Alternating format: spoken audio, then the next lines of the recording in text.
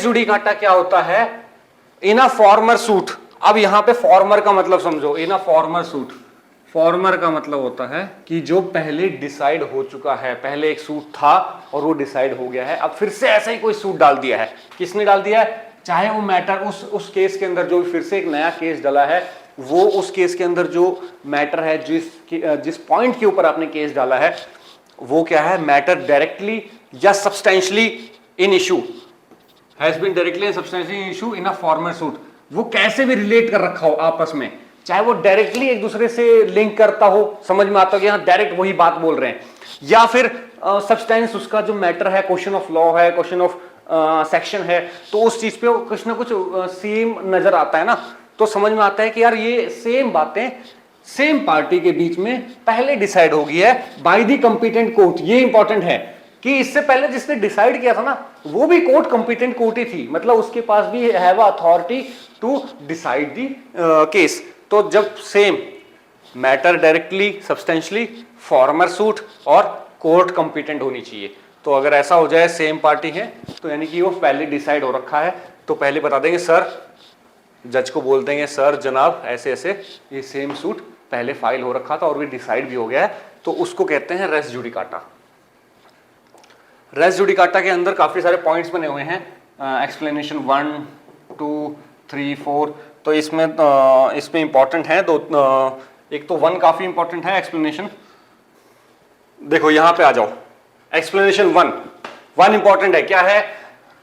Expression farmer suit का मतलब क्या है, यही खुद डिफाइन कर रखा है अपने को, जो मैंने आपको अभी एक्सप्लेन करके बताया। शैल डिनोट अ सूट, एक ऐसा सूट है हैज बीन डिसाइडेड प्रायर, पहले डिसाइड हो गया है, इन अ क्वेश्चन वेदर और नॉट इंस्टीट्यूटेड प्रायर। बेशक 2 केस एक साथ डले हुए थे, ये सेकंड केस नंबर 2 मान लो, एग्जांपल दे रहा हूं, केस नंबर 2 बाद में फाइल हुआ था कोर्ट में, केस नंबर 1 पहले फाइल हुआ था, लेकिन केस नंबर 2 पहले डिसाइड हो गया। और तो ये केस नंबर 1 में कह देंगे कि फॉर्मर सूट ये हो गया, क्योंकि ये पहले डिसाइड हो गया अपने आप में। यहां पे फॉर्मर सूट वो है, इससे पहले आपने जो पढ़ा कि सेक्शन 10 में, वो है आपका प्रीवियसली इंस्टीट्यूटेड सूट। तो पहले इंस्टीट्यूट कोई भी हुआ हो, लेकिन जो डिसाइड होता है वही फॉर्मर बन जाता है, पहले वाला बन जाता है। तो आप इसमें एक्सप्लेनेशन 1 इंपॉर्टेंट है और एक्सप्लेनेशन 4 इंपॉर्टेंट है। जो एक्सप्लेनेशन 4 है, चौथा नंबर का एक्सप्लेनेशन है, वो क्या कहता है? एनी मैटर, कोई भी मैटर विच माइट, हो भी सकता है, चांसेस है, और टू या होना चाहिए, have been made ground for defence attack in such former suit shall deem to have been a matter directly. और मतलब ये है इसका कि अगर आपने फॉर्मर सूट में पहले से ही ऐसा कोई पॉइंट जो कि आपको ले लेना चाहिए था बट आपने नहीं लिया, या होना चाहिए था, तो ऐसा कोई भी कंडीशन होनी चाहिए या कंपलसरी था और टू भी होना चाहिए था, कोई ऐसा ग्राउंड जो कि एक पर्सन को, पार्टी ऑफ द सूट को अपने सूट के अंदर प्लीडिंग करते टाइम बताना चाहिए था, लेकिन नहीं डाला किसी कारण से, कि चलो छोड़ो बाद में फिर उसके ऊपर एक केस और डाल देंगे, तो ऐसे केस आप नहीं डाल सकते। तो ऐसे चीज में भी क्या होता है, एक्सप्लेनेशन 4 कहता है, इसको कहते हैं कंस्ट्रक्टिवली सूट कह देते हैं कि भाई कंस्ट्रक्टिवली इसमें ये फाइल हो गया, तो एक्सप्लेनेशन 4 है। तो आप कई बार क्या होता है, सीधा एक्सप्लेनेशन 4 के ऊपर भी क्वेश्चन बन जाता है, सीधा ऑप्शन आ जाता है कि एक्सप्लेनेशन 4 को और क्या कहते हैं हम, तो ये सीधा आता है कंस्ट्रक्टिव सूट कह देते हैं। अब यहीं पे नेक्स्ट आगे बढ़ते हैं, जो कि इंपॉर्टेंट सेक्शन है, जो कि पता होना चाहिए आपको AIB एग्जाम के लिए, वो है सेक्शन 13। सेक्शन 13 क्या कहता है? When foreign judgement not conclusive, foreign judgement किसी अनदर कंट्री, कोई भी बाहर की किसी कंट्री है, not India, and that country has decided in the same case, और उसमें मैटर में have decided about the same relief, कुछ भी रिलीफ जो मांगा गया था उसमें डिसाइड कर लेती है कि हम ये रिलीफ दे रहे हैं और ये उस XYZ पार्टी का राइट है, तो ये कब अपने आप में कंक्लूसिव नहीं होगा? तो ये कंक्लूसिव नहीं होगा वैसे देखो यहां पे साफ साफ पॉइंट लिखा है, foreign judgement shall be conclusive, अपने आप में कंक्लूसिव है, जो उन्होंने डिसाइड किया है वो हम मानेंगे, लेकिन कब नहीं मानेंगे, जब, इसमें इंपॉर्टेंट है सबसे ज्यादा, तीनों को पढ़ लो वैसे point, clause A, clause B, clause C. Clause A कहता है has not been pronounced by a court of competent jurisdiction, अगर वो कंपिटेंट ज्यूरिडिक्शन वाली कोर्ट नहीं थी ना फिर नहीं मानेंगे। अगर कंपिटेंट ज्यूरिडिक्शन वाली court has decided any kind of judgment और any kind of rights of any person party, तो वो कंक्लूसिव अपने आप में माना जाएगा। Point number 2, that is clause B, has not been given on the merit of the case, अगर कोई डिसीजन दिया गया है किसी फॉरेन कोर्ट ने और वो मेरिट्स के ऊपर नहीं दिया हुआ है, तो साफ साफ क्या है कि हम उसे मना कर सकते हैं कि फॉरेन कोर्ट की जजमेंट को, कि नहीं हम आपके इस जजमेंट को, इस आपके फाइनल डिसीजन को हम एग्री नहीं करते। और सेम यहाँ पे भी आके आप इंडिया में सूट फाइल कर सकते हो या उस जजमेंट को मानने से मना कर सकते हो, बेस्ड ऑन द ग्राउंड, कौन सा ग्राउंड, सब अपना इसको पढ़ लेना। पॉइंट नंबर सी इंपॉर्टेंट है, जहां से आपका डायरेक्ट क्वेश्चन आपका फ्रेम हो जाता है, फ्रेम होता है ए बी सी से, तो आप इन तीनों को चीज को पढ़ो। और अकॉर्डिंग टू पॉइंट सी क्या है, जब भी कुछ ऐसा दिखाई दे कि प्रोसीडिंग जो है वो अपने आप में एक तरह से इनकरेक्ट लॉ को अपना दिखाते हैं, तो आप इसको भी लेके कह सकते हो कि नहीं, आप हम फॉरेन जजमेंट्स को कंक्लूसिव नहीं मानेंगे, फॉरेन जजमेंट को नहीं मानेंगे। इंपॉर्टेंट जो है नेक्स्ट जहां से आता है वो है presumption as to foreign judgements. तो फॉरेन जजमेंट्स में क्या होता है कि अगर कोई फॉरेन जजमेंट है किसी दूसरे कोर्ट की है, मान लो यूएस की है, ब्रिटेन की है, ऑस्ट्रेलिया की है, किसी भी देश की, और इवन कोई और दूसरा भी देश, वो कोई भी देश हो सकता है, तो उसमें अगर कोई फॉरेन जजमेंट पास हो रखी है और आप एक सर्टिफाइड कॉपी ला के यहां दिखाते हो कि सर ये कॉपी है जजमेंट की, तो ये प्रिजम्पशन किया जाएगा, यहां की कोर्ट, इंडिया की कोर्ट प्रिज्यूम करेगी कि हाँ अगर ये सर्टिफाइड कॉपी है, डॉक्यूमेंट लेके आए हैं, ओरिजिनल कॉपी लेके आए हैं, तो जो जजमेंट पास की गई है वो एक कंपिटेंट कोर्ट ने की होगी। तो ये इसके ऊपर क्या है, कंपिटेंट ज्यूरिडिक्शन वाली कोर्ट ने किया होगा। Section 14 presumption of foreign judgement के ऊपर है। उसके बाद आ जाओ नेक्स्ट जो आपका टॉपिक है वो है प्लेस ऑफ सुइंग, कहां पे केस फाइल करना होता है। ये बहुत इंपॉर्टेंट है, कहां पे केस आपको फाइल करना है। तो केस आपको फाइल करना है, इस सेक्शन को आप समझो, court in which suits to be instituted, कहां पे सूट इंस्टीट्यूट किया जाएगा, मींस केस फाइल किया जाएगा, सूट फाइल किया जाएगा, तो shall be instituted in the court of lowest. इस वर्ड के ऊपर जो है आप समझो, इस वर्ड लोवेस्ट के ऊपर ऑप्शन बनता है या क्वेश्चन बनता है सीधा। तो lowest grade competent to try it, means lowest और टू ट्राई इट मींस कोई भी केस सबसे पहले वहां फाइल होगा जो उस फाइलिंग वाली स्टेज पे, डिस्ट्रिक्ट जूनियर सिविल कोर्ट हो गई, उसके बाद डिस्ट्रिक्ट कोर्ट हो गई, हाई कोर्ट हो गया, सुप्रीम कोर्ट, तो आप सीधा सुप्रीम कोर्ट में जाके फाइल नहीं करोगे। अगर सेम सूट सबसे पहले लोअर कोर्ट से स्टार्ट होना है ना, तो आपको वहीं फाइल करना होगा। ये नहीं कि आप सीधा सुप्रीम कोर्ट फाइल कर देंगे, आप अपील में जाते हुए सुप्रीम कोर्ट पहुंच सकते हैं, ना कि सीधा सुप्रीम कोर्ट जाओगे, क्योंकि लिखा हुआ है सेक्शन 15 के अंदर लोवेस्ट ग्रेड कंपिटेंट जो होगी कोर्ट, उसके अंदर आपको शैल लिखा हुआ है ना।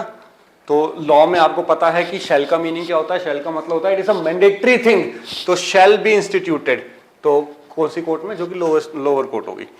अब आ जाओ जो कि आपको इंपॉर्टेंट है, सेक्शन 16 इंपॉर्टेंट चीज है जो कहता है where the subject matter situated. तो जो केस फाइल होगा, जो भी द सूट इज इंस्टीट्यूटेड, जहां भी इंस्टीट्यूट होगा सूट, वो कहां पे होगा, वो होगा जहां पे सब्जेक्ट मैटर लाई करता है, जहां पे वो सब्जेक्ट मैटर है जो आप अपने सूट के अंदर, केस के अंदर बता रहे हो। तो इसके अंदर पॉइंट्स देख लो, क्लॉज देख लो। Clause A, for the recovery of immovable property, immovable property की कोई रिकवरी कर रही हो आप, चाहे वो रेंट और विदाउट रेंट और प्रॉफिट हो, आप पार्टीशन करना चाहते हो इमूवेबल प्रॉपर्टी का, यहां प्रॉपर्टी आ गई ना, तो उसके बाद देखो आपको क्या चाहिए, for the foreclosure, sale, redemption in the case of mortgage, या चार्ज अपॉन इमूवेबल प्रॉपर्टी चाहिए, डिटरमाइन करना हो, कंपनसेशन चाहिए हो for wrong to immovable properties, तो ऐसे सब जो केस होंगे जो कि प्रॉपर्टी इमूवेबल प्रॉपर्टी से रिलेटेड हैं, वो कहाँ पे आ जाएंगे? इमूवेबल प्रॉपर्टी के ऊपर, इमूवेबल प्रॉपर्टी के ऊपर मॉर्गेज, तो ये सब आ जाएंगे। ये देखो यहाँ ये लाइन इंपॉर्टेंट है, यहाँ से जो ऑप्शन बनता है या क्वेश्चन बनता है वो है shall be instituted in the court within the local limits. उस लोकल लिमिट में ये केस फाइल होना चाहिए। मान लो कोई डिस्ट्रिक्ट है, आप किस डिस्ट्रिक्ट के रहते हो, आप एमपी से हो, इंदौर से हो, इंदौर एक डिस्ट्रिक्ट है इंदौर, तो आप उसमें इंदौर की लिमिट में अगर जो प्रॉपर्टी आई है, जो प्रॉपर्टी है इमूवेबल प्रॉपर्टी, तो आप उसी एरिया में जाके फाइल करो, ना कि आप इंदौर से भोपाल जाके या ग्वालियर चले जाओगे। तो यहां क्यों लिखा है shall be instituted in the court within the local limit of jurisdiction of property situated, जहां प्रॉपर्टी है वहीं पे आप केस फाइल करोगे। तो ये 16 के अंदर है। और 15 में क्या कहा गया था? 15 में कहा गया था सबसे लोवेस्ट कोर्ट में, लोवेस्ट कोर्ट से स्टार्ट करो, और लोवेस्ट कोर्ट कहां की होनी चाहिए? उस जहां प्रॉपर्टी है वहां एरिया की लोवेस्ट कोर्ट होनी। सेक्शन 17 जो है वो पढ़ना चाहिए अपने को। इसमें पढ़ो, suits for immovable property situated with in the jurisdiction of different courts, other अलग अलग कोर्ट्स के अंदर अगर कोई प्रॉपर्टी आती है, जैसे अभी आपको बता दिया कि एक इंदौर में आती है, लेकिन अगर कोई प्रॉपर्टी डिस्प्यूटेड है, जो कि कुछ प्रॉपर्टी इंदौर में भी है, कुछ भोपाल में भी है, कुछ ग्वालियर में भी है, फिर कहां फाइल करोगे? तो उसके रिगार्डिंग सेक्शन 17 बात करता है। क्या कहता है? सूट में be instituted in any court within the local jurisdiction whose jurisdiction is any portion, कोई भी पोर्शन ऑफ द प्रॉपर्टी, जहां भी अगर पोर्शन है तो आप अपनी मर्जी से फाइल कर सकते हो कि मेरा कुछ प्रॉपर्टी इंदौर में है, कुछ भोपाल में है, कुछ ग्वालियर में हो, तो आप अपने अकॉर्डिंग कि मेरा कुछ प्रॉपर्टी का हिस्सा ग्वालियर में भी है ना, तो आप जाके ग्वालियर में फाइल कर सकते हो, क्योंकि वो तीनों अगर property as a matter of subject matter बनता है उस केस के अंदर। तो उसके बाद आ जाओ जो इंपॉर्टेंट है, इंपॉर्टेंट सेक्शन जो अपने एग्जाम में कवर होना करना चाहिए, आपको पढ़ना चाहिए, वो है section 19, suit for compensation for wrongs to a person और इमूवेबल पर्सन। इमूवेबल पर्सन या पर्सन से रिलेटेड या प्रॉपर्टी से रिलेटेड कुछ आप किसी के साथ कुछ रॉन्ग कर देते हो, then where the suit should be file, कहां पे फाइल होना चाहिए। अब इसका जो इलस्ट्रेशन है, ये दोनों इलस्ट्रेशन बहुत इंपॉर्टेंट है, इलस्ट्रेशन ए और इलस्ट्रेशन बी, इन दोनों से ही क्वेश्चन बनते हैं डायरेक्ट। आप इस दोनों को समझ लो। ए रिसाइड करता है दिल्ली में, बी को उसने पीट दिया कलकत्ता में, कलकत्ता में जाके पीट दिया, बी कलकत्ता में रहता है, ए बंदा दिल्ली में रहता है, तो बी जिसकी पिटाई हुई है, जिसको मारा गया है, वो चाहे तो दिल्ली फाइल कर दे, चाहे कलकत्ता फाइल कर दे, वो उसके ऊपर है, वो केस कहीं भी फाइल कर सकता है, क्योंकि एक मूवेबल बंदे के ऊपर, मूवेबल इंसान के ऊपर केस फाइल कर रहा है ना। तो आप ये देख लो, ए रिसाइडिंग, सेकंड जो इलस्ट्रेशन है वो क्या इंपॉर्टेंट है, ए रिसाइडिंग दिल्ली, दिल्ली में रिसाइड करता है, पब्लिश करता है कोई बुक या स्टेटमेंट, और ऐसी कोई बुक या स्टेटमेंट पब्लिश करता है जिसमें डिफेमेटरी सेंटेंस या वर्ड को यूज किया गया है ना, तो बी के रिगार्डिंग है ना, तो उसमें क्या होता है, बी में सू ए इन आइदर कलकत्ता या दिल्ली, कहीं भी जहां पे पब्लिश हुआ है, चाहे कलकत्ता में पब्लिश हुआ है, चाहे दिल्ली में वो बंदा रहता है, तो कहीं भी फाइल किया जा सकता है। डिफेमेटरी का मतलब क्या होता है हिंदी में? मानहानि। डिफेमेटरी का मतलब होता है मानहानि का केस, किसी इंसान की कुछ मान को चोट पहुंची है, सेल्फ रिस्पेक्ट को चोट पहुंची है, किसी वर्ड के कारण, किसी सेंटेंस, किसी पिक्चर के कारण, कुछ भी हो सकता है, तो पब्लिश किया है, ये चीज इंपॉर्टेंट है सेक्शन 19। उसके बाद आ जाओ, जो सेक्शन इंपॉर्टेंट है आपको डायरेक्ट पढ़ना है, एग्जाम में आता है, सेक्शन 21। अब हमने ज्यूरिडिक्शन पढ़े, चाहे हमने पेकेंडरी ज्यूरिडिक्शन पढ़ा है, हमने केस कहाँ फाइल करना है, लोवेस्ट कोर्ट में फाइल करना है, कुछ भी। अब आ जाता है सेक्शन 21 कि ऑब्जेक्शन टू ज्यूरिडिक्शन, किसी कोर्ट की ज्यूरिडिक्शन का ऑब्जेक्शन कैसे किया जाए कि नहीं ये तो चीज गलत हो गई है। तो जो ऑब्जेक्शन होगा ना, यहां क्वेश्चन बनता है यहाँ इस वाली लाइन से कि जो ऑब्जेक्शन फाइल किया जाएगा वो फाइल करेंगे court of first instance at the earliest possible opportunity. आपको फर्स्ट टाइम में, ये नहीं है कि आप डिस्ट्रिक्ट कोर्ट में केस फाइल किया था, फिर हाई कोर्ट में चला गया, फिर सुप्रीम कोर्ट में, और फिर आप जाके कोई ऑब्जेक्शन बोलो कि माय लॉर्ड मेरे पास तो ये ऑब्जेक्शन है, नहीं। आपने डिस्ट्रिक्ट कोर्ट में जहां से केस स्टार्ट हुआ था ना, चाहे वो केस डायरेक्ट हाई कोर्ट में स्टार्ट हुआ हो, लेकिन आपको फाइल करना एट द फर्स्ट इंस्टांस, मतलब जब सबसे पहली बार केस स्टार्ट किया गया था, या जब भी पहली बार एट द अर्लीस्ट पॉसिबिलिटी, जब आपको पॉसिबल अपॉर्चुनिटी मिली थी कि भाई हाँ अब मैं अपना ऑब्जेक्शन को बता सकता हूं, तो वो एक इंस्टांस है। ये नहीं कि आप बाद में जाके ऑब्जेक्शन बोलो। तो ये इंपॉर्टेंट है, ऑब्जेक्शन टू ज्यूरिडिक्शन। ज्यूरिडिक्शन के रिगार्डिंग आप ऑब्जेक्शन कहां कर सकते हो। सेक्शन 21A ये इंपॉर्टेंट है, इसके बारे में डायरेक्ट 21A पूछ लेते हैं कई बार। 21A क्या है, कहां से आता है? तो 21A है बार और सूट। सूट फाइल करने के ऊपर बार किस तरीके का? To set aside decree on objection as to place of suing. Place of suing के ऊपर कि भाई यहां XYZ एरिया में दिल्ली में केस फाइल नहीं होना चाहिए था, तो इसके रिगार्डिंग आप ऑब्जेक्शन फाइल कर सकते हो। तो वो ऐसा कौन से कंडीशन है जब ये बार होता है, जब आप फाइल नहीं कर सकते ऐसे सूट? तो ये है 21A के अंदर। आप इस सेक्शन को पढ़ लेना, वैसे डायरेक्ट इस सेक्शन से रिलेटेड ही आता है। ये स्टेटमेंट दे दी जाएगी ये वाली, और पूछा जाएगा ये कौन सी स्टेटमेंट कौन से सेक्शन के अंदर आती है। तो 21A आपको दे दिया जाएगा कि 21 में आती है, 21A में आती है, 20A में आती है, तो आप इसमें कंफ्यूज हो जाओगे। और कंफ्यूज होने की कोई दिक्कत नहीं है। वैसे AIB एग्जाम अपने आप में एक तरह से ओपन बुक टेस्ट है, तो आप डायरेक्ट खोल के भी दे सकते हो, लेकिन ये है कि इतने सारे 158 सेक्शन, इतने सारे ऑर्डर, तो आप ढूंढते ढूंढना फिरोगे, इसलिए आपको एक हल्का हल्का आइडिया होना चाहिए कहाँ है। तो ये 21A में इंपॉर्टेंट है। तो नेक्स्ट सेक्शन जो कि इंपॉर्टेंट है आपके लिए, आपको आपके एग्जाम में हेल्प करेगा, वो है section 24 general power of transfer and withdrawal. Normal जो जनरल पावर लिखी है किसी केस, किसी सूट को ट्रांसफर करने की, वो किसके ऊपर है? वो ये लाइन देखो आप, हाई कोर्ट और डिस्ट्रिक्ट कोर्ट के पास है। किसी भी स्टेज में डिस्ट्रिक्ट और हाई कोर्ट के पास पावर है सेक्शन 24 के अंदर, कि वो उस केस को, उस सूट को अपने आप में ट्रांसफर कर सकते हैं किसी अनदर कोर्ट में। क्यों कर सकते हैं? कुछ फाइल कर रखा होगा कि यहाँ ये कॉम्पिटेंट नहीं है, या हम पार्टीज कहते हैं कि हम दूसरे कोर्ट के पास ज़्यादा रहते हैं, एरिया चेंज हो गया है, कुछ भी हो सकता है, कोई रीज़न हो सकता है कि आप नहीं, आप सुनो, दूसरी कोर्ट को सुनना चाहिए। तो ये पावर हाई कोर्ट के पास है, डिस्ट्रिक्ट कोर्ट के पास है। क्या ट्रांसफर कर सकती है? क्लॉज A क्लॉज B, दोनों चीज आप समझ लो कि ये ट्रांसफर कर सकती है किसी सूट को, अपील को और अनदर प्रोसीडिंग को जो कि उसके आगे चल रही है। तो सेम इसमें विड्रॉ भी कर सकते हो किसी सूट को, अपील को, या किसी भी प्रोसीडिंग को। तो ये इंपॉर्टेंट चीज था सेक्शन 24। सेक्शन 24 के साथ इंपॉर्टेंट एक चीज ये भी है कि सेक्शन 24 के अंदर हाई कोर्ट और डिस्ट्रिक्ट कोर्ट आता है, तो सुप्रीम कोर्ट के पास भी ट्रांसफर करने की पावर है। वो कौन से सेक्शन में आता है? तो वो आ जाता है सेक्शन 25, है ना। तो यहां से आप डायरेक्ट पढ़ सकते हो सेक्शन 25, डायरेक्ट यही आता है सेक्शन। नेक्स्ट सेक्शन जो कि इंपॉर्टेंट है AIB एग्जाम में, वो है इंस्टीट्यूशन ऑफ सूट। सूट कैसे फाइल करना है, इंस्टीट्यूट करना है। तो सेक्शन 26 के बारे में देखो एक बार। सेक्शन 26 क्या कहता है? 26 कहता है कि कोई भी सूट, ये देखो सूट आ गया।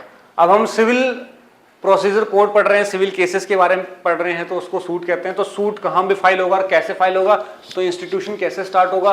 तो जो सूट होगा shall be instituted by the presentation of plaint. आप प्लेंट की प्रेजेंटेशन करोगे। प्लेंट क्या होता है? प्लेंट एक तरह से वो लीगल डॉक्यूमेंट या वो डॉक्यूमेंट हो गया जिसमें आप अपनी प्लीडिंग्स करते हो, अपनी सारी बातें बताते हो, मेरे साथ ऐसे से रॉन्ग हुआ है, ऐसे से हुआ और मैं ये रिलीफ मांगता हूं, तो उसको कहते हैं प्लेंट। तो प्लेंट आप फाइल करके सूट फाइल कर सकते हो, आपको प्लेंट फाइल करनी होगी। और ये इंपॉर्टेंट है सबसेक्शन 2 26 का। एवरी प्लेंट, हर प्लेंट के साथ एक एफिडेविट जाएगा। उसके बाद इंपॉर्टेंट है, ये इंस्टीट्यूशन ऑफ सूट था। अब आ जाओ, इंपॉर्टेंट जो चीज है वो है सम्मन एंड डिस्कवरी। तो इसमें इंपॉर्टेंट सेक्शन है section 27, summons to defendants. Defendant को सम्मन जाएगा, तो ये सीधा सेक्शन पढ़ लेना, सेक्शन 27, इसी के ऊपर क्वेश्चन आता है। नेक्स्ट सेक्शन जो इंपॉर्टेंट है सेक्शन 32, पेनल्टी फॉर डिफॉल्ट। कुछ डिफॉल्ट आपने कर दिया जो कि करना एक कंपलसरी थिंग थी और आपने नहीं किया, तो उसमें क्या है, क्या क्या पेनल्टी लगा सकता है कोर्ट अपने आप में। तो देखो एक बार, कोर्ट में compel the attendance of any person to whom a summon has been issued 30 के अंदर। तो आप क्या है, आप नहीं आए, कोर्ट ने आपको सम्मन भेजा था और आप आ नहीं रहे, तो फिर कोर्ट क्या कर सकती है, क्या क्या पावर है कोर्ट के पास। अब सम्मन भेज दिया और आप आ नहीं रहे, फिर क्या करोगे? कोर्ट आपको बुला सकती है जबरदस्ती। क्या तरीके हैं कोर्ट के पास? कोर्ट आपको अरेस्ट ऑर्डर कर देगी, कह देगी इसकी प्रॉपर्टी को सीज कर लो, या फिर सीज मतलब जब्त कर लो, या फिर किसी को कहेगी जाओ इसको ऐसे किसी पर्सन को ऑथराइज कर देगी कि इस बंदे को नेक्स्ट टाइम तक कोर्ट में लाना है। तो देखो इसमें क्या है, सेक्शन 32 के अंदर आप समझो इंपॉर्टेंट क्या है, issue a warrant for his arrest, attach और सेल हिज प्रॉपर्टी। अटैच करके बेच भी सकती है, sale his property competent court. Clause A clause B, यहां से क्वेश्चन बनता है, और क्लॉज सी भी इंपॉर्टेंट है यहां पे। तो सी को देखो क्या है, सी है इम्पोज अ फाइन, फाइन भी इम्पोज कर सकती है अपॉन हिम। 5,000 रुपये से ज्यादा नहीं होना चाहिए, 5,000 रुपये से ज्यादा फाइन नहीं होना चाहिए, फाइन भी लगा सकती है। कई बार क्या होता है, कोर्ट ने अरेस्ट का ऑर्डर नहीं दिया, अरेस्ट वारंट नहीं किया, आपकी प्रॉपर्टी को अटैच करने का ऑर्डर नहीं दिए, लेकिन फाइन कर दिया कि 5,000 रुपये फाइन इस बंदे के ऊपर। तो ऐसा भी हो सकता है। या क्या कर सकते हैं कि भी कोई सिक्योरिटी को फर्निश करो, कोई किसी इंसान को बोलेगी कि now you are the person, जो कि आप एक तरह से लाइबल हो कि ये बंदा नेक्स्ट टाइम आना ही आना चाहिए। नेक्स्ट चीज आ जाओ, ये पढ़ सकते हो कई बार 33, तो आपको पता होना चाहिए 33 के अंदर क्या है। 33 के अंदर जजमेंट और डिक्री के बारे में है, 34 के अंदर इंटरेस्ट के बारे में है। इंटरेस्ट क्या होता है, कई बार कोर्ट डिक्री दे देती है कि XYZ बंदा जो है सूट फाइल किया था, नाउ ही वोन, और वो जीत चुका है केस को, और उसके अंदर कोई एक्स अमाउंट डिसाइड करी गई है as a compensation, as a relief, कि आपको 5 लाख रुपए, आपका दोनों का बीच में सूट था, आपको 5 लाख रुपए मिलेंगे। तो वो 4 साल बाद 3 साल बाद हुई है डिसाइड, तो कोर्ट अपने आप में एक तरह से इंटरेस्ट भी डिसाइड कर सकता है। तो वो इंटरेस्ट कितना होगा, तो वो इंटरेस्ट जो होगा decree for the payment of money, money से रिलेटेड कुछ पेमेंट करनी है ना, तो इंटरेस्ट के साथ देती है कोर्ट उस मनी को, लेकिन that interest does not increase 6% per annum, 6% per annum से ज्यादा नहीं होना चाहिए। तो यहां से एक क्वेश्चन बनता है, आप देख लेना, पेमेंट ऑफ मनी और 6% है ना, तो इंटरेस्ट। उसके बाद आ जाओ, जो इंपॉर्टेंट चीज है, क्वेश्चन को आपको पढ़ने की जरूरी है। ये डायरेक्ट क्वेश्चन आपके आते हैं, जैसे 35, 34, 33, 32, ये बस इनकी हेडिंग पढ़ लेना। ये किसके बारे में कह रहे हैं, यहीं से क्वेश्चन बनता है। 35A, compensatory cost in respect to false और वेक्सेशियस क्लेम और डिफेंस। कुछ आपने ऐसा क्लेम कर दिया या डिफेंस ऐसा दिया था जो कि फॉल्स था, या इस तरीके से था कि आप दूसरे को इंसल्ट डिफेम करना चाहते हो, या कोई और ऐसा नुकसान पहुंचाना चाहते हो, तो उसके अंदर भी कॉस्ट लगा देती है कई बार कोर्ट। तो वो 35A के अंदर है। ये इंपॉर्टेंट है, आप सीधा पढ़ सकते हो। आप इसको समझ लो कि आप 32 से लेके 35A तक आपको एक बार इनके मेन हेडिंग्स को पढ़ लेना है। 35B भी अपने आप में इंपॉर्टेंट है।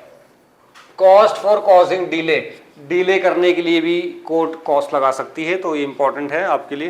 तो ये लास्ट के आप पढ़ सकते हो। अब आ जाते हैं पार्ट 2। पार्ट 2 किसके रिगार्डिंग बात हो रही है? पार्ट 2 बात हो रही है, part 2 execution in general, execution बात हो रही है। तो एग्जीक्यूशन कैसे होता है, एक बार ये चीज आप देख लो।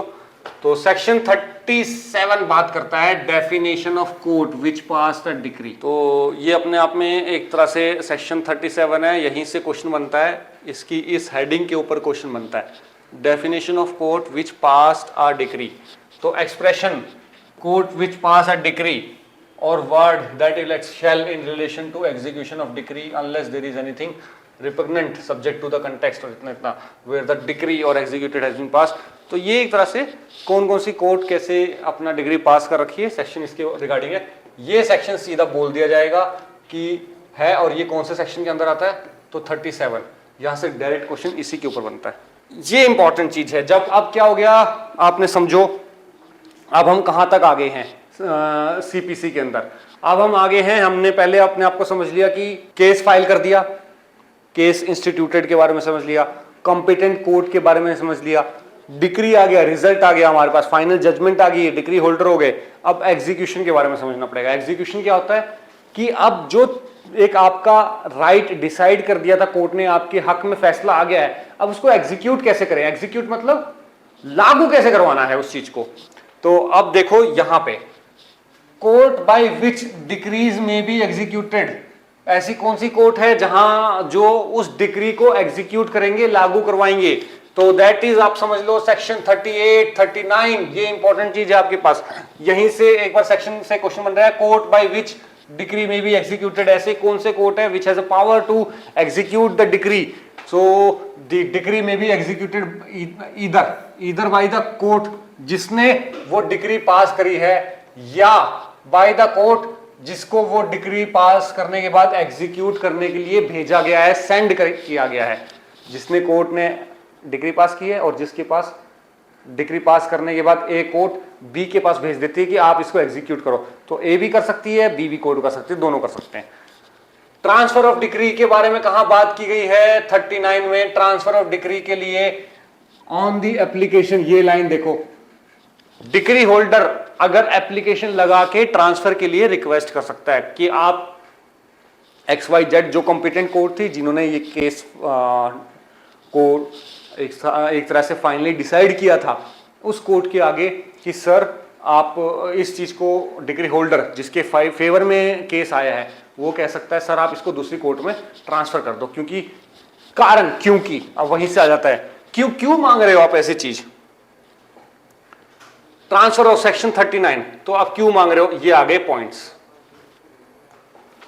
Clause A, clause B, clause C, है ना, ये इंपॉर्टेंट है। क्यों मांग रहे हो कि आप खुद एक डिग्री होल्डर हो, आपके फेवर में आ गया और फिर आप कह रहे हो कि नहीं दूसरे कोर्ट में ट्रांसफर कर दो जहां से एग्जीक्यूट होगी, क्यों। अगेंस्ट वूम, अगर कोई ऐसा पर्सन जिसके अगेंस्ट डिग्री आई है वो कहीं पे एक्चुअली या वॉलंटरीली रह रहा है और आप जानते हो उसका बिजनेस वहां है, काम वहां करता है, तो आप जानते हो वो बंदा जिसके अगेंस्ट मेरे पास, जिसके मेरे फेवर में डिग्री आ गई लेकिन जिसके अगेंस्ट में आई है वो वहां रहता है, तो फायदा ये होगा कि उस जहां वो रहता है वहां वाली कोर्ट में अगर हम एग्जीक्यूशन फाइल कर दे तो ज्यादा फेवर मिलेगा। तो आप इस तरीके बेसिस पे भी आप ट्रांसफर के लिए अप्लाई कर सकते हैं सेक्शन 39 CPC। अब देखो bye such person has not a property with in the local jurisdiction, भाई सर आपके जो कॉम्पिटेंट कोर्ट है इसके अंदर ये प्रॉपर्टी नहीं आती, प्रॉपर्टी तो दूसरी कोर्ट में आता है, आप वहां भेज दो। डिग्री डायरेक्ट अ सेल और delivery of immovable property situated outside the local jurisdiction, local jurisdiction के बाहर है कहीं प्रॉपर्टी, तो आप इस तरीके से भी मांग सकते हो कि आप वहां जाके मेरे को सेल या डिलीवरी के ऑप्शन में भी कर सकते हो। मतलब एक तरह से डिग्री होल्डर के पास अगर उसको कई बार ऐसा लगता है कि दूसरी कोर्ट में जाने से मुझे फायदा होगा क्योंकि प्रॉपर्टी वहां है, वो बंदा वहां रहता है, तो आप ट्रांसफर के लिए एप्लीकेशन दे सकते हो। इसमें इंपॉर्टेंट है application from the side of degree holder, ये ध्यान रखना।